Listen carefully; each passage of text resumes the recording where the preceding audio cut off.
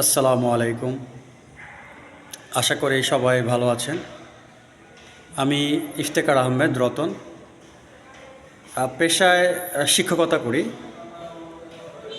কিন্তু ছোটোবেলা থেকেই ইসলামী সুফি দর্শনের উপরে ব্যাপক আগ্রহ ছিল।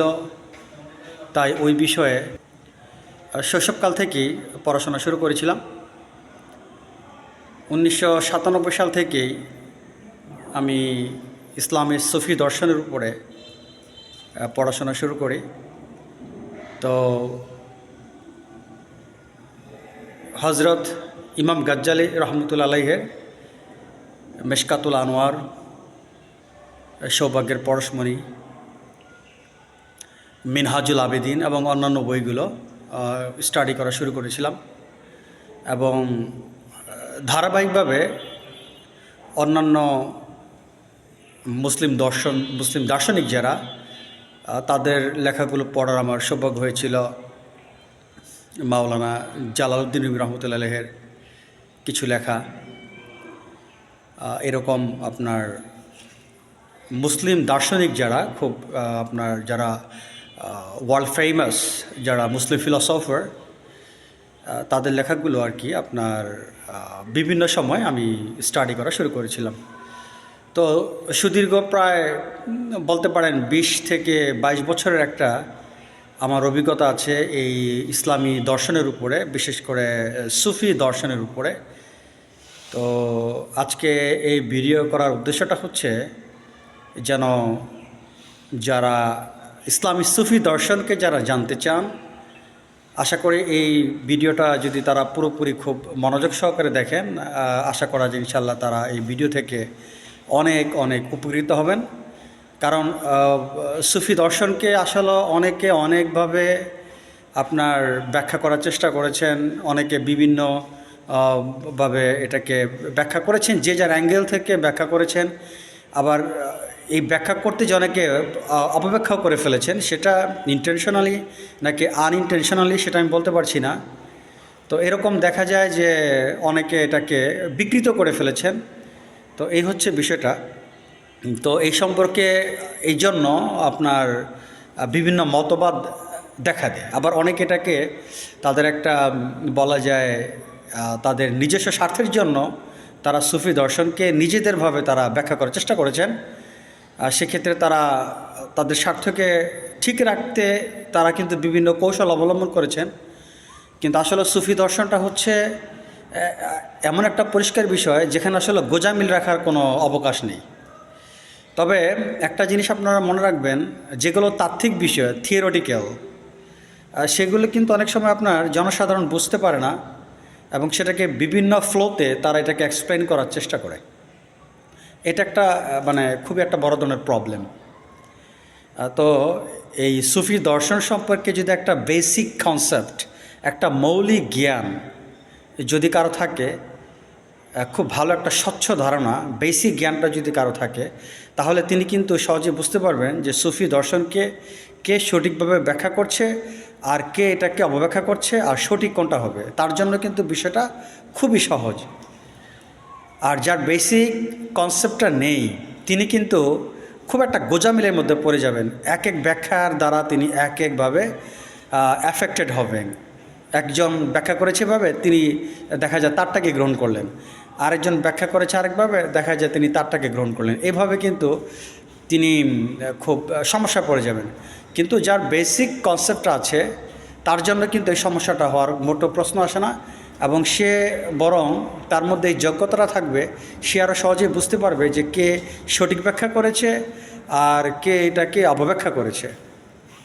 তো এই জন্য আমি বরাবরই বলবো যে সুফি দর্শন সম্পর্কে একটা বেসিক কনসেপ্ট, আপনারা সবাই জানেন পৃথিবী কিন্তু অনেক জ্ঞান আছে, প্রতিটা জ্ঞানের একটা বেসিক ধারণা থাকে, মৌলিক জ্ঞান, ফান্ডামেন্টাল নলেজ যেটাকে বলা হয়।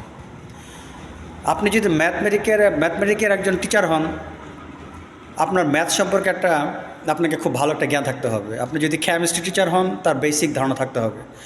তো এরকম পৃথিবীতে সকল জ্ঞানের একটা বেসিক ধারণা থাকতে হয়।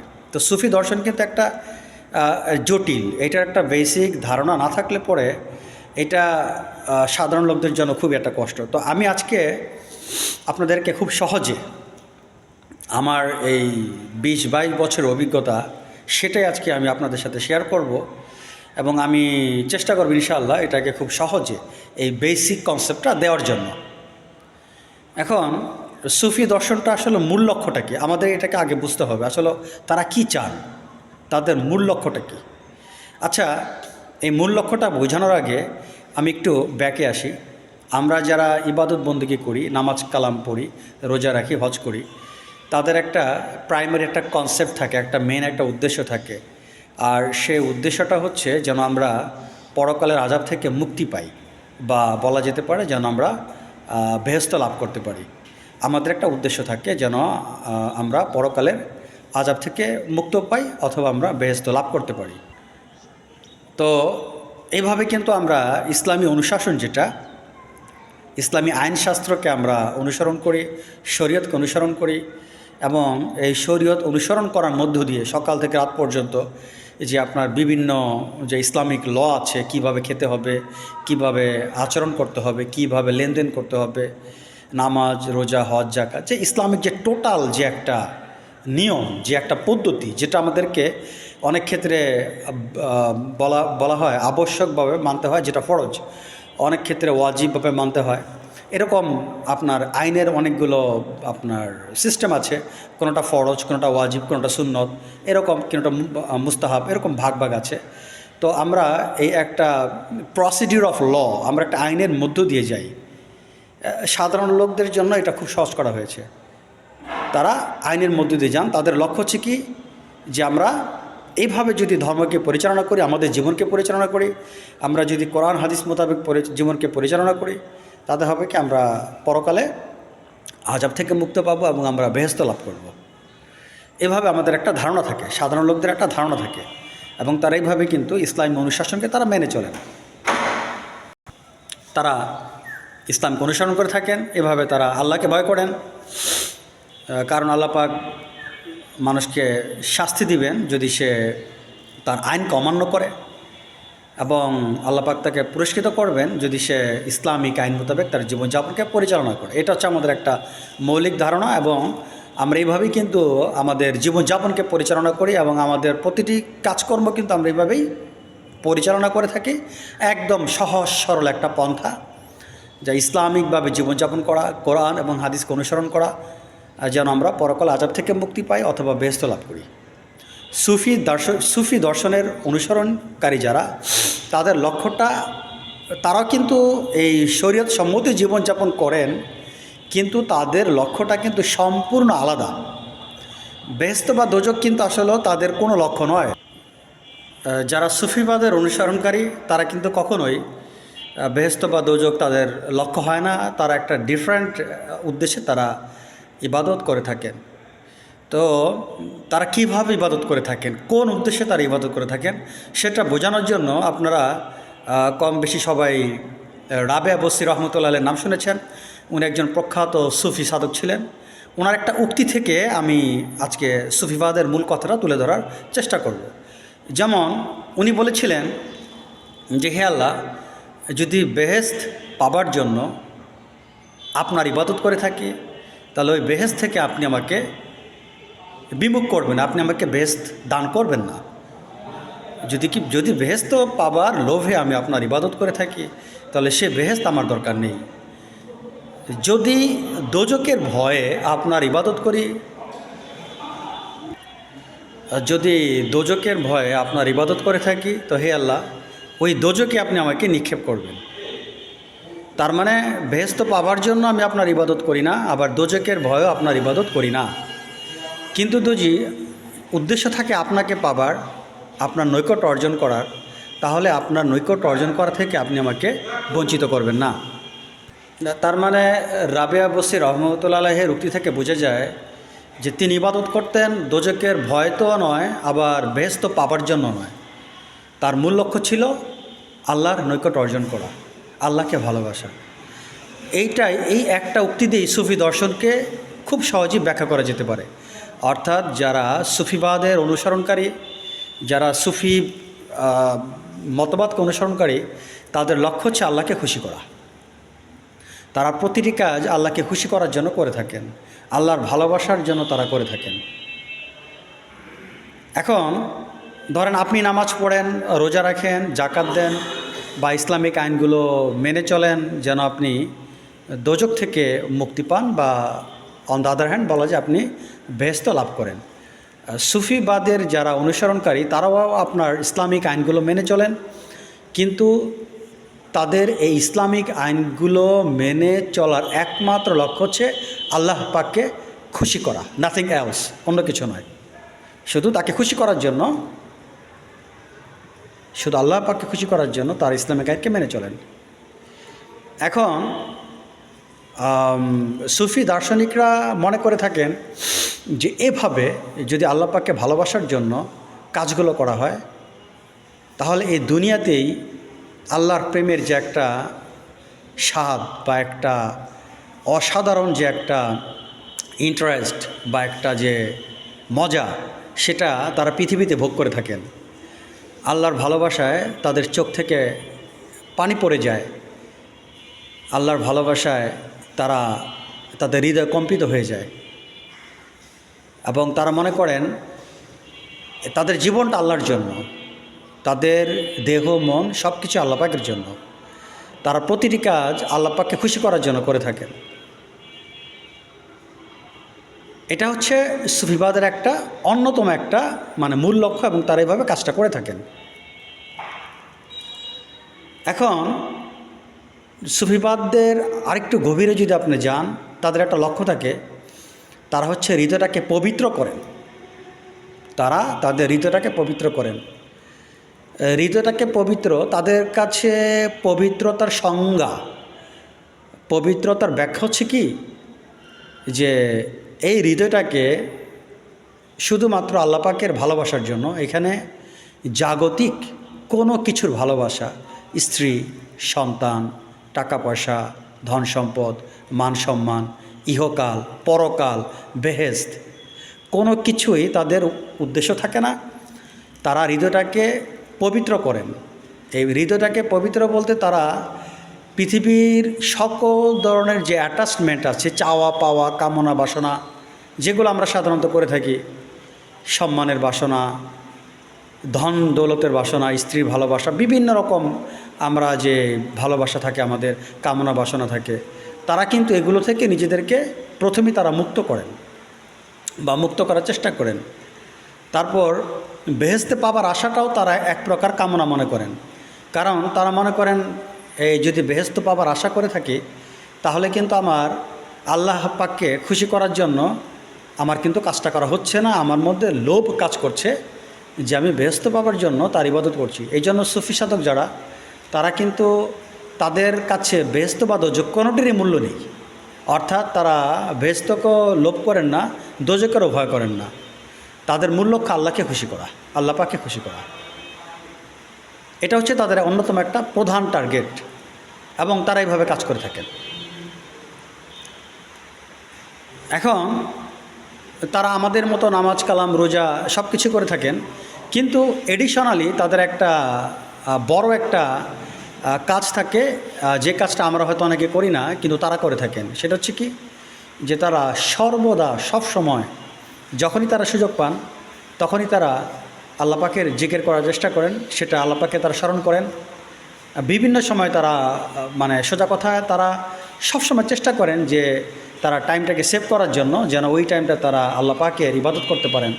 এই জন্য তাদের যেই পার্থিব কার্যকলাপগুলো অনেক কম। যেমন আমরা বেশি পরিমাণে পার্থিব কাজ করে থাকি টাকা পয়সা উপার্জন করার জন্য, আমরা বেশি করে জাগতিক কাজ করে থাকি টাকা পয়সা বেশি উপার্জন করার জন্য। তারা কিন্তু একেবারে একটা জাস্ট বেঁচে থাকার জন্য যতটুকু প্রয়োজন, যেটা না হলে নয়, তারা সেই পরিমাণে কাজ করে থাকেন। আর তারা এইভাবে টাইমটাকে সেভ করেন, টাইমটাকে বের করেন। ওই টাইমটা তারা আল্লাহ পাকের ইবাদত বন্দেগী করেন, আল্লাহ পাকের জন্য তারা বেশি করে আল্লাহ পাককে স্মরণ করেন, জিকির করে থাকেন, অন্তরে জিকির করে থাকেন, তারা ধ্যান করে থাকেন, গভীর ধ্যান করে থাকেন। তারা এভাবে তারা এই জাগতিক কার্যকলাপ থেকে নিজেদেরকে অনেক অনেক দূরে রাখেন। এভাবে এক সময় দেখা যায় এই জাগতিক চাওয়া পাওয়া তাদের কাছে কোনো প্রকার মূল্য থাকে না।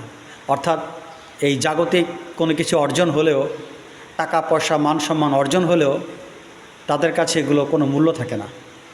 আবার টাকা পয়সা ধন দৌলত মান সম্মান যদি চলেও যায় তাতেও তাদের কোনো আক্ষেপ থাকে না, কারণ তাদের হৃদয়টা আল্লাহ পাকের ভালোবাসার জন্য এতটাই ভরপুর থাকে, এতটাই পূর্ণ থাকে, জাগতিক কোনো কিছু আসা যাওয়াতে তাদের বিন্দু পরিমাণ তারা সেটার দ্বারা অ্যাফেক্টেড হন না, প্রভাবিত হন না। যেমন আপনি খেয়াল করেন, যখন আমাদের ইনকাম বাড়ে আমরা কিন্তু খুশি হই, আবার ইনকাম কমে গেলে আমাদের মনটা খারাপ হয়ে যায়। সুফি সাধকের কাছে ইনকাম কমা বাড়ার এটার কোনো মূল্যই নেই। তিনি শুধুমাত্র বেঁচে থাকার জন্য তার যতটুকু দরকার, আর এই জন্য তারা খুব কঠোরভাবে জীবনযাপন করেন। একেবারে আপনার আমার কাছে যেটা প্রয়োজন তাদের কাছে সেটা প্রয়োজন নেই, জাস্ট খেয়ে বেঁচে থাকা কোনো রকম, যেটাকে বলা হয়। অর্থাৎ আমাদের সাহাবী রাদিয়াল্লাহু আনহু যারা, সাহাবীদের জীবনযাপন যেটা, মহানবী সাল্লাল্লাহু আলাইহি ওয়াসাল্লাম যেভাবে অতি সাধারণ জীবনযাপন করতেন, সাহাবীরা খুব কিচ্ছা সাধন করতেন, তারা খুবই সাধারণ জীবনযাপন করতেন। সুফি সাধকেরা কিন্তু সেইভাবে জীবনযাপন করতেন। আপনারা যদি সুফি সাধকদের জীবনী, তাদের জীবন পদ্ধতিটা জানতে চান, যা তারা কীভাবে জীবনযাপন করে, তাহলে আপনারা সাহাবীদের জীবনযাপনটা খেয়াল করবেন। আপনার ওয়াসকরণী রহমতুল্লাহ তার রাদিয়াল্লাহু আনহু তার জীবনীটা খেয়াল করবেন। এরকম বিভিন্ন সুফি সাধক আছে, তাদের জীবনীটা যদি আপনারা পড়েন দেখবেন তাদের কোনো লক্ষ্য ছিল না, তাদের অতি সাধারণ জীবনযাপন করতেন, যেটা না হলে চলা যায় না। সোজা কথায় এই খাবারটা আমার না হলে হচ্ছে না, কিন্তু তাদের কাছে ওই খাবারটা কোনো ভ্যালু নেই। তারা জাস্ট খেয়ে বেঁচে থাকা, যেহেতু বাঁচতে হবে এই হিসাবে তারা খাওয়া। আর আমাদের মধ্যে আমরা কিন্তু খাওয়ার জন্য বেঁচে থাকি, কিন্তু তারা আসলে জাস্ট বেঁচে থাকার জন্য খাওয়া। এইভাবে তারা খুব জাগতিক কাজ থেকে নিজেদেরকে সরিয়ে রাখতেন এবং খুব কমই তারা জাগতিক কাজ করতেন। আর বাকি সম্পূর্ণ সময়টা তারা এমনকি তাদের নিদ্রাকে কমিয়ে দিতেন। অনেক সুফি সাধকের জীবনী দেখা যায় তারা কয়েকদিন পর্যন্ত অনিদ্রা থাকতেন, আল্লাহ পাকের জিকির করতেন, ধ্যান করতেন। তো এইভাবে তারা সময়টাকে সেভ করতেন, তারা বের করতেন। তারা জাগতিক কার্যকলাপ কমিয়ে দিতেন, ঘুম কমিয়ে দিতেন, এবং তারা এইভাবে টাইমটাকে বের করে করে তারা আল্লাহ পাকের জিকির করতেন। এবং তারা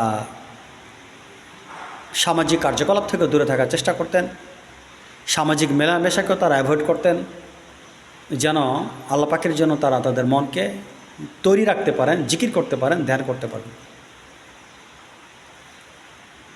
প্রশ্ন হতে পারে যে আমাদের জীবনযাপন এবং সুফিবাদদের জীবনযাপন, এই দুটোর মধ্যে আসলে মানে কোনটা করলে লাভ বেশি, বা কোনটা করলে আমরা সহজে আল্লাহ পাকের নৈকট্য অর্জন করতে পারবো? দেখেন, এটার বিচার কিন্তু আপনারাই করতে পারবেন, কারণ আল্লাহ পাকে পাওয়ার জন্য সুফিবাদ সবচাইতে বেশি গ্রহণযোগ্য এবং সবচেয়ে বেশি পরিমাণে ফলপ্রসূ। আপনি শরীয়তসম্মতভাবে জীবনযাপন করে আল্লাহ পাককে পাবেন, কিন্তু সেটা আসলে অনেক সময় সাপেক্ষ। আর সুফিবাদের যেই সিস্টেমটা, আপনি যদি এইভাবে জীবনযাপন করেন তাহলে আপনি খুব দ্রুত অল্প সময় আল্লাহ পাকের নৈকট্য অর্জন করতে পারবেন। আপনার আরেকটা কথা বলে রাখি, সুফিবাদ যেহেতু তারা আল্লাহকে ভালোবাসেন, তাদের প্রেম এতটাই ভরপুর যে তারা মাঝে মধ্যে জিকির বা ধ্যানের মধ্যে তারা অনেক সময় তাদের জ্ঞানকে হারিয়ে ফেলেন। এটা কিন্তু আল্লাহর প্রেমে তারা বিহ্বল হয়ে যান, তাদের মধ্যে তাদের নিজস্ব কোনো সেন্স থাকে না, অনেক সময় এটা ঘটে। তো দেখেন, এই পার্থিব জীবনে তারা কতটা আনন্দিত। পরকাল তো আসলে অন্য একটা বিষয়, সেটা তো মারা যাব, তারপর একটা ফয়সালা। কিন্তু ইহকালে তারা দেখেন কতটা বেনিফিটেড, যে কতটা তারা লাভবান। আপনি দেখেন, আপনি যদি সারা পৃথিবীর বাদশাহী আপনাকে দেওয়া হয়, তারপর আপনি এত খুশি হবেন না। সুফিরা যেটা আল্লাহর প্রেমের এতটা তারা মজা লাভ করে থাকেন, আল্লাহর প্রেমে আল্লাহ পাকের প্রেমে তাদের চোখ থেকে পানি পড়ে, এটা কিন্তু দুঃখের পানি নয়, এটা সুখের পানি, আনন্দের পানি। তারা নিজেদেরকে আর মানে ধরে রাখতে পারেন না। Actually they can't control themselves, তারা নিজেদেরকে অ্যাকচুয়ালি কন্ট্রোল করতে পারেন না।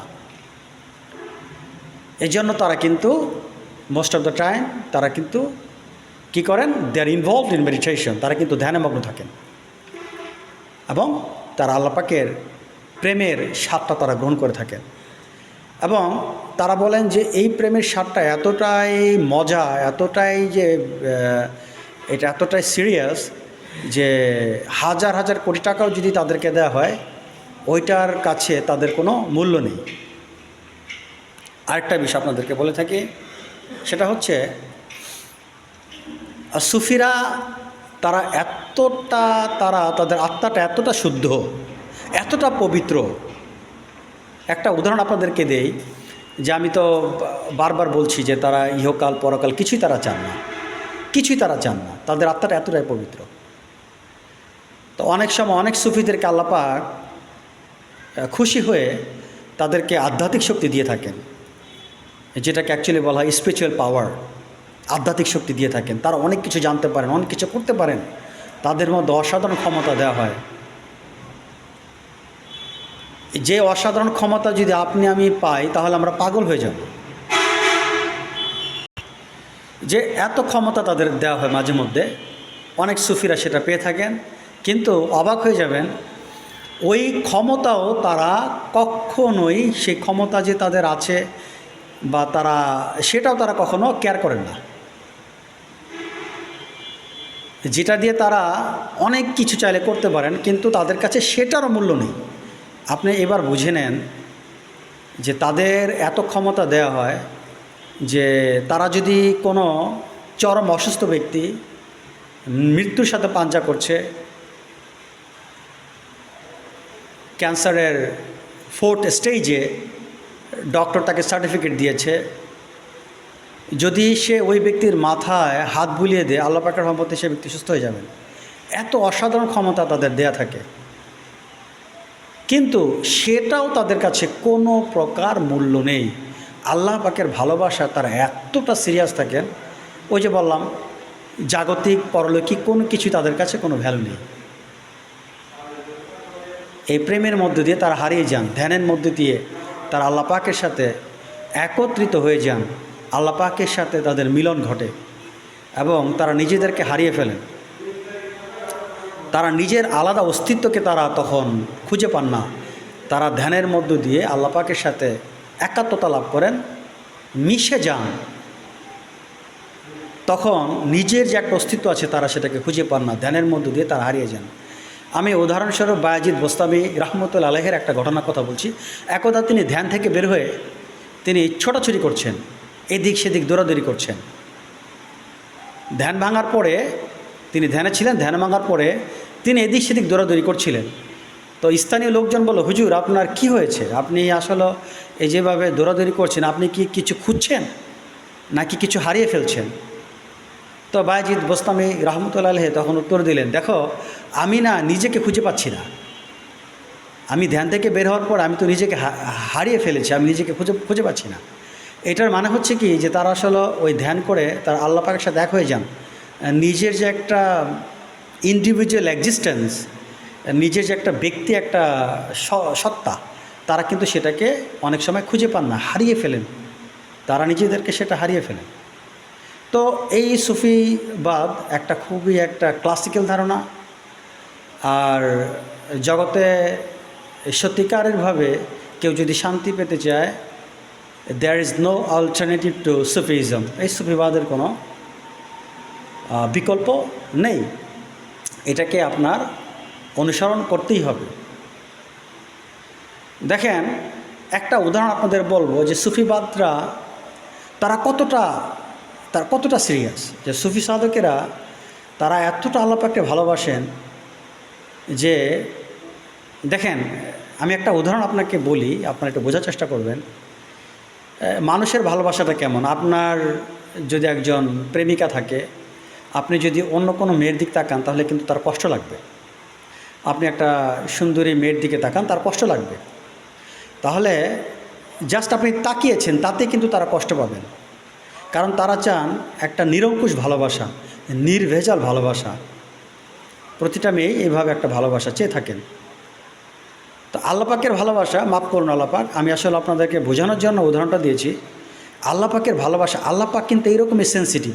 তিনি এর চাইতে আরও সিরিয়াস। তিনি চান না যে তার প্রেমিক অন্য কিছু চিন্তা ভাবনা করুক,